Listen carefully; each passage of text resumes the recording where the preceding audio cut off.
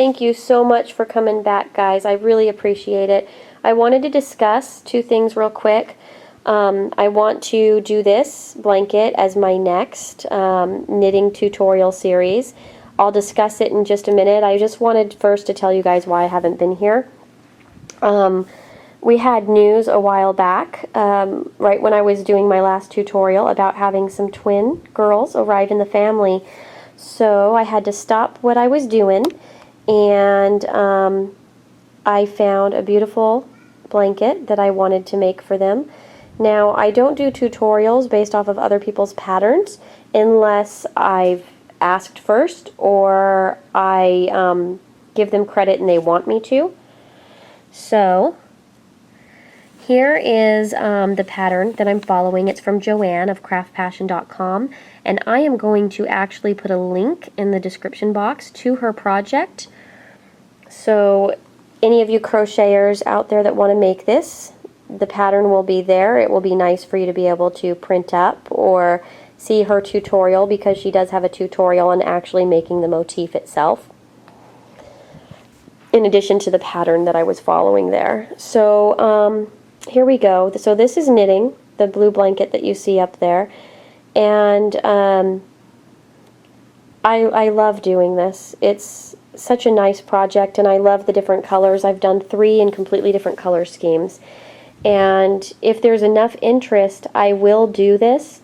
I want to finish the motif blankets this July, and in the last week of July I would go ahead and put together a video discussing how I put my colors together and choose my colors for this blanket, the blues and natural colors here. I would show you how I chose those colors so you could choose them on your own in different color kind of combinations.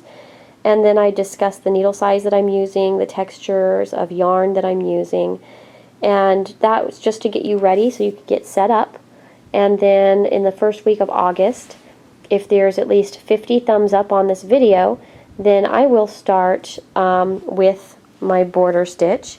And I'm just going to go ahead and as I'm making a fresh one, I will do tutorials at least once a week for a new stitch. So you're welcome to do the exact same stitches in the exact same orders, or if you come in a little bit late, you can choose what stitches you want in what orders, because you don't have to have them in the exact order I do.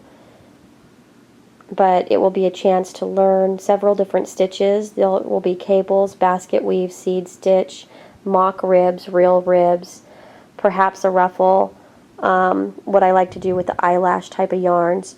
So it will be a nice full comprehensive project, but it's broken up into just stitches. So it's kind of a fun pattern.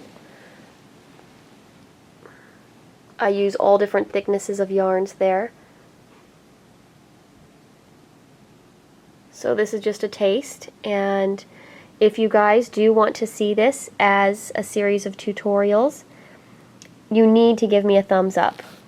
I don't know who gives me the thumbs up, so it's not taken as it's a commitment, but with how much work is involved, I need at least 50 thumbs up.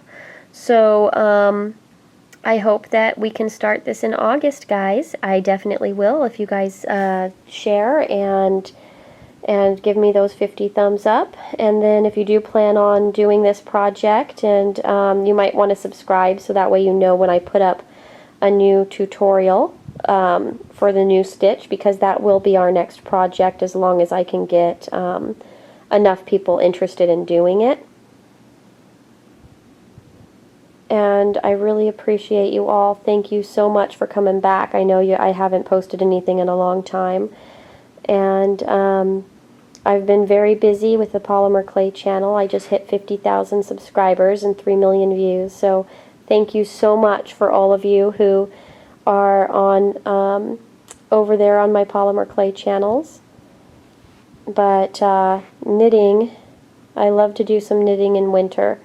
So I figured this would be a perfect project for those of you who want to learn how to knit, but but just are kind of maybe a little scared of doing full things like sweaters in one pattern or something large. This is a way to taste different patterns and just kind of boost your skills a bit. So take care, and I hope to see lots of thumbs up so I can do this project. It would be fun to do again. And oh, I will put a PDF in the description box and create a long pattern as we go along, so you will actually be able to print up the pattern as you go along to knit it. And it will be all streamed together, so it's not going to be just the pattern that we're showing that particular day. It will be all of the patterns in the blanket, and it will be called Heather's Not So Scrappy Afghan. So take care all, and I hope that you want to see this. I'm willing to do a left-handed one and a right-handed one. So for my right-handers out there, thumbs up if you want to do it. And left-handers, I know there's a lot less of us out there in the world, but I'm happy to do left-handed. Actually, the blanket that you see in front of you, I think I did this one left-handed, and then the pink one that I'll show in a photo was done right-handed.